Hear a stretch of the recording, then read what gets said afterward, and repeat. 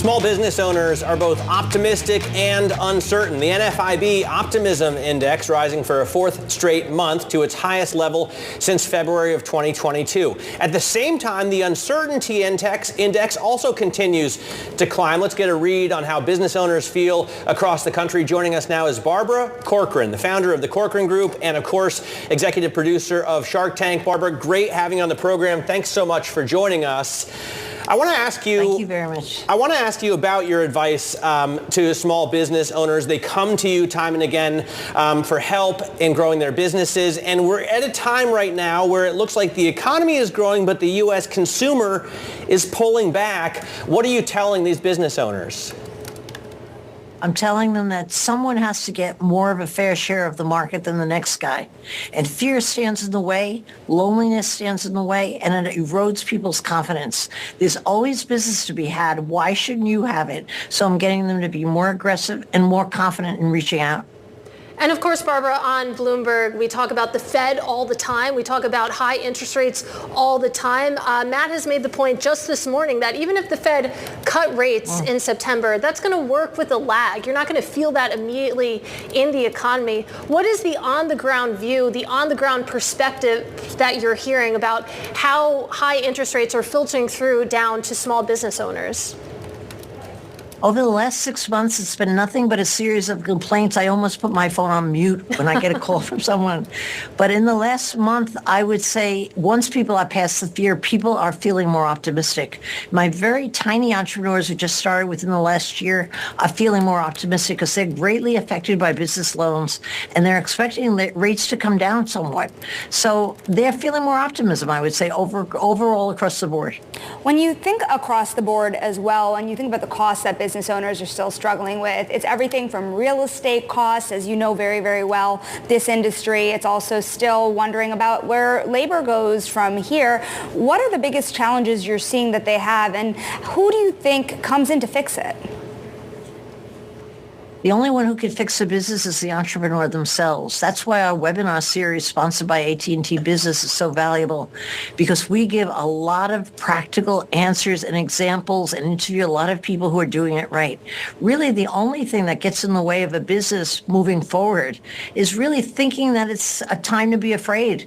But what I have learned in business, every time I moved my own business ahead, it was in the worst of times that everybody was a naysayer. Because when those times hit, everybody's laying low and everybody's afraid to move ahead. And that's when you can actually grab the basis of customers from your main competition if you care to, because there's great opportunity all around that you could take advantage of. Barbara, we talk about interest rates now as if they are sky high, and we've never seen anything like this. 7% mortgage rates.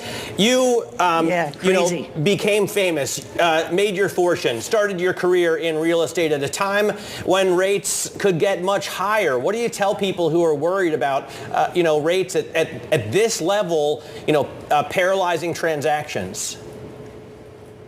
It's really a waste of time to spend a minute worrying about it. The only thing that counts in growing a business is what can you do about it? And certainly you have no control over the rates.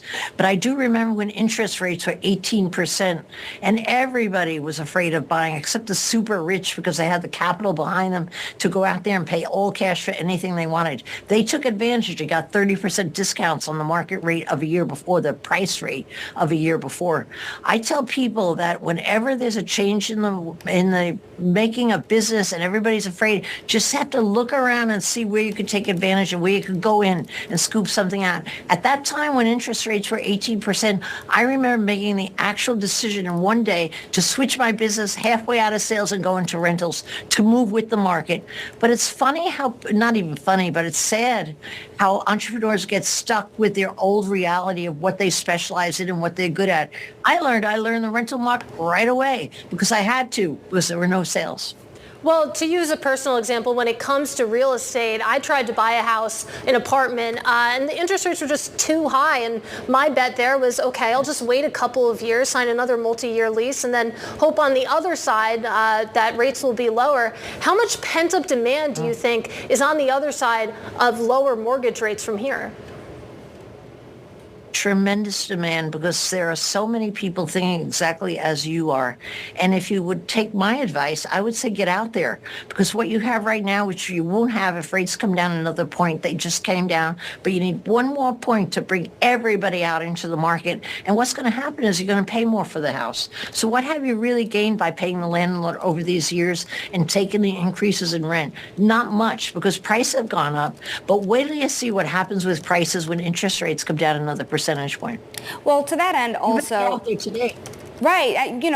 Interest rates go down, prices go up. And at the end of the day, how much, Barbara, do you worry about housing affordability in this country?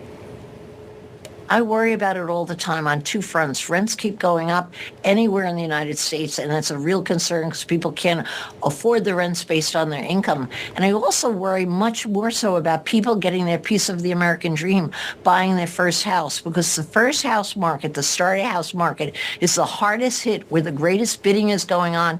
I even had I had the daughter of a friend of mine tell me that last week she was competing against her two best friends in the New York market. It's crazy. And she's going to have to invite them for dinner parties after. So there's so much competitive bidding, so much going over the price, and so much fear going around because people feel like can't get ahead. No, starter prices are a real problem in America, and they're going up everywhere.